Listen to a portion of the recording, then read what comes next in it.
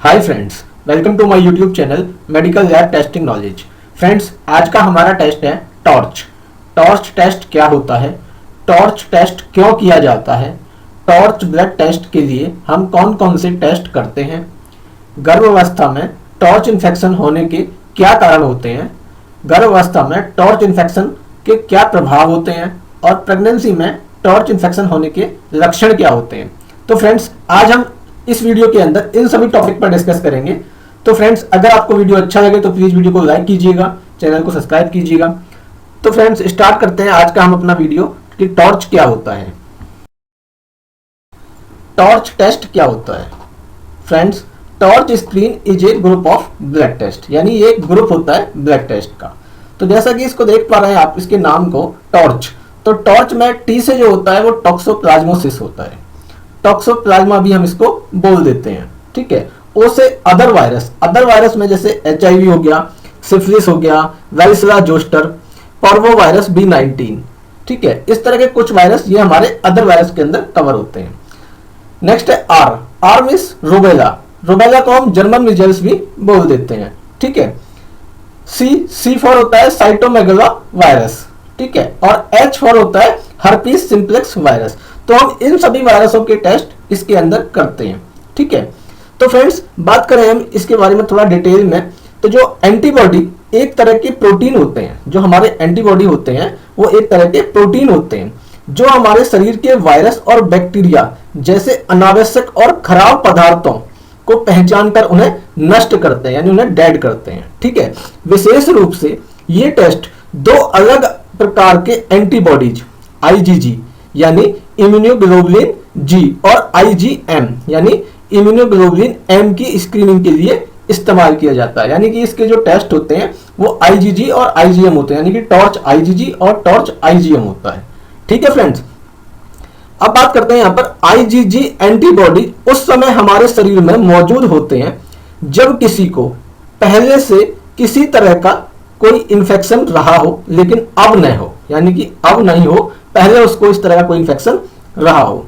और जो IgM होता है, IgM एंटीबॉडी किसी के शरीर में तब होते हैं जब उस समय किसी तरह का इन्फेक्शन हो, यानी कि प्रेजेंट यानी करंट का इन्फेक्शन के लिए हम IgM करते हैं, ठीक है फ्रेंड्स।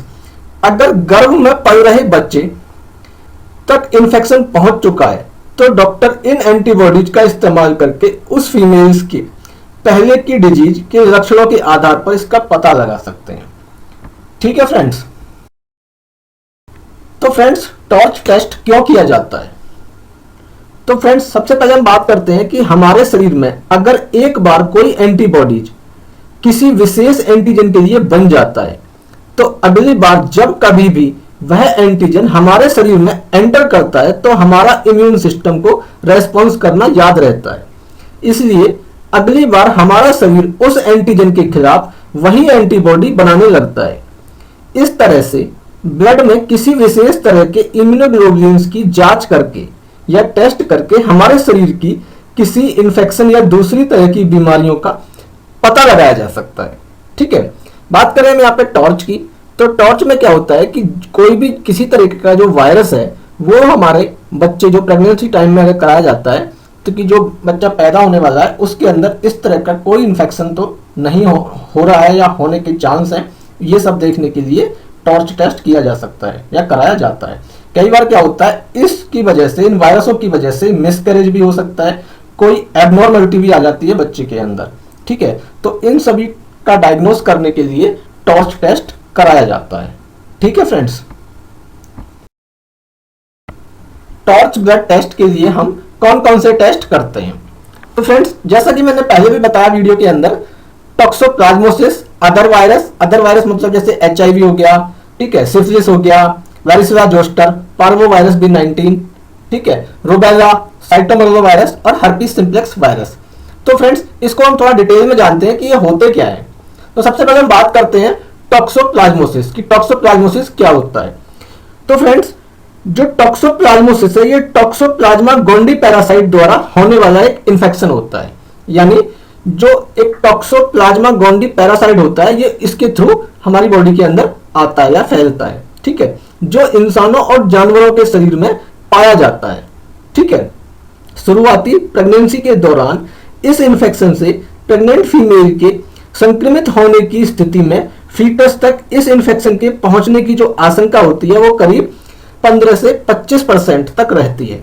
ठीक है। वहीं थर्ड ट्राइमेस्टर में प्रेग्नेंट फीमेल्स में इस इन्फेक्शन के इन्फेक्टेड होने की स्थिति में फीटस तक ये इन्फेक्शन पहुंचने का रिस्क लगभग 60 से 90% तक माना गया है। ठीक है। लेकिन पहले जो फर्स्ट ट्राइमेस्टर होता है में संक्रमण की जो गंभीरता है वो सबसे अधिक होती है, यानी कि स्टार्टिंग में इस इन्फेक्शन के होने के चांस बहुत ज्यादा होते हैं। ठीक है फ्रेंड्स, अब बात करते हैं यहाँ पर अदर वायरस। तो अदर वायरस में हम syphilis, varicella zoster, parvovirus B19 infection शामिल है। ठीक है। हाल में ही इसमें अभी एक जीका वायरस भी ऐड किया है। ठीक है। तो फ्रेंड्स सबसे पहले बात करते हैं सिफिलिस की। सिफिलिस क्या होता है? ये जो सिफिलिस होता है ये ट्रोपोनोमा पैलिडम बैक्टीरिया से होने वाला इंफेक्शन होता है। ठीक है। ट्रोपोनोमा पैलिडम बैक्टीरिया के इन्फेक्शन से होता है। ठीक है। ये मुख्य रूप से अनप्रोटेक्टेड सेक्स के कारण फैलता है। यह इन्फेक्शन भी गर्भवती महिला या फीमेल्स के फीटस को भी लग जाता है या फीटस में भी हो सकता है। ठीक है। अब बात करते हैं वेरिसला जोस्टर की कि वेरिसला जोस्टर क्या होता है।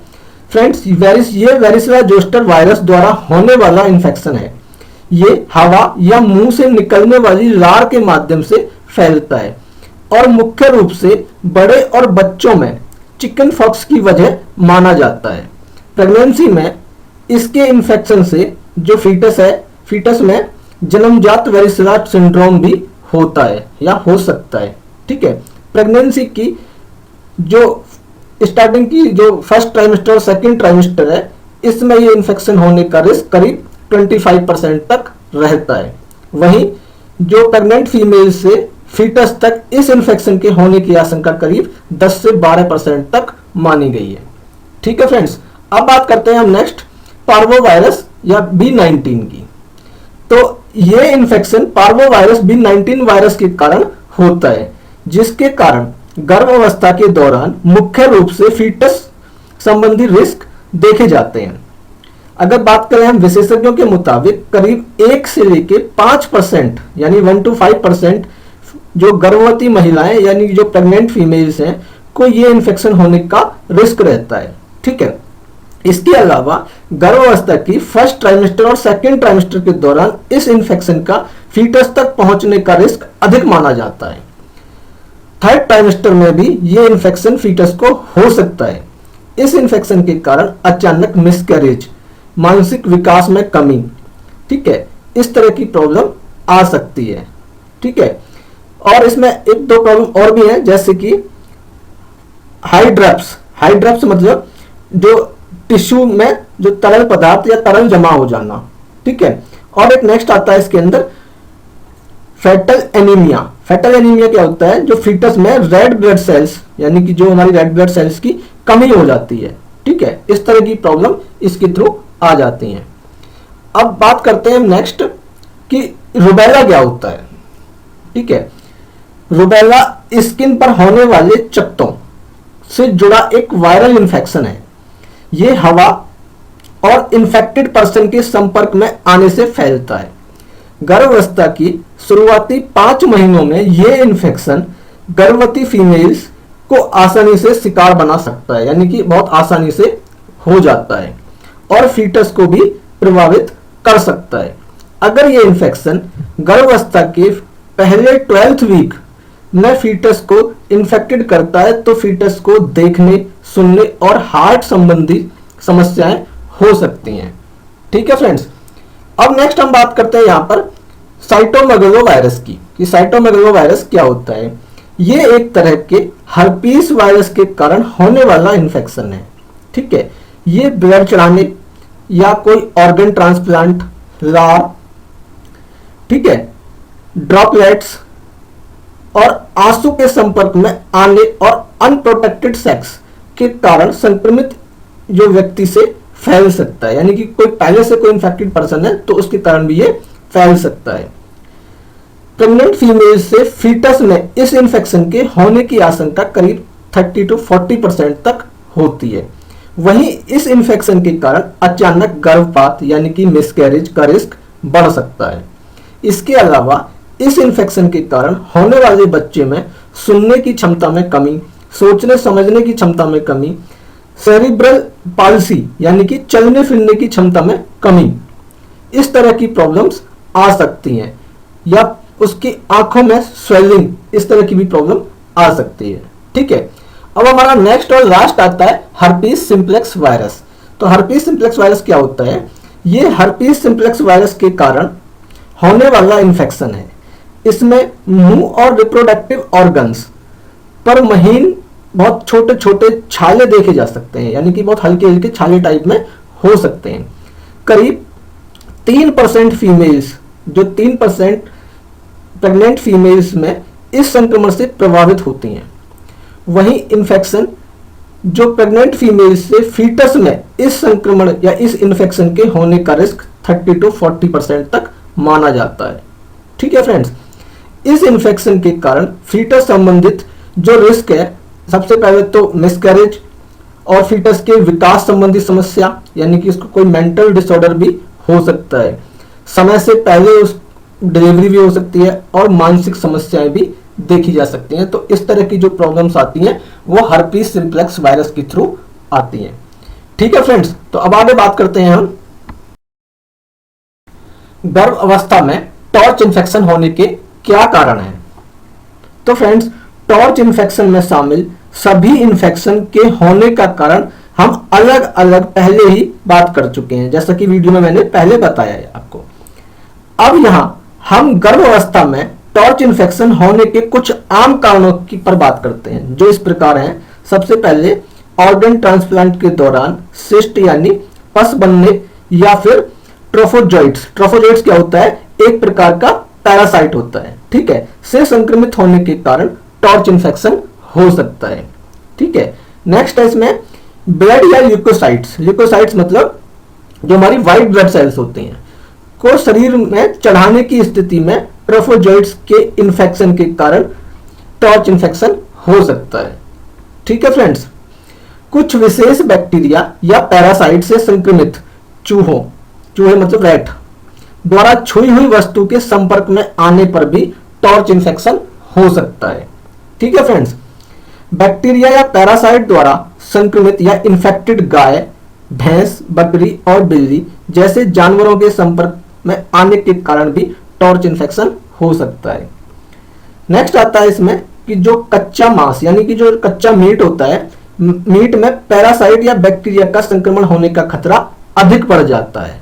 ठीक है, इसलिए कच्चे मीट के उपयोग की वजह से भी टॉर्च इन्फेक्शन हो सकता है।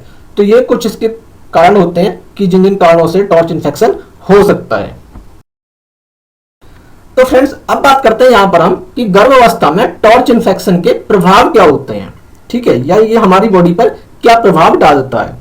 तो गर्भावस्था के दौरान टॉर्च इन्फेक्शन से कुछ परिणाम देखने को मिल सकते हैं, जैसे कि होने वाले बच्चे में तंत्रिका संबंधी यानी जन्मजात विकार हो सकता है, यानी कि कोई उसको इस तरह का डिसऑर्डर आ सकता है। ठीक है, जन्म से ही बच्चे की आंखों की रोशनी में कम होने की, यानी कि जो आंखों की रोशनी है वो कम होने की आशंका बनी रहती है। ठीक है, नेक्स्ट आता है फ्रेंड्स इसके अंदर होने वाले बच्चे को बहरापन यानी कि जो उसके सुनने की क्षमता है वो भी कम हो सकती है। ठीक है, बच्चे को जन्मजात यानी कि पैदा होने के से लेके उसको कोई हार्ट प्रॉब्लम भी हो सकती है। ठीक है, और सबसे नेक्स्ट है इसके अंदर कि जो फीमेल है उसको अचानक गर्भपात या मिसकैरेज होने का खतरा बढ़ जाता है।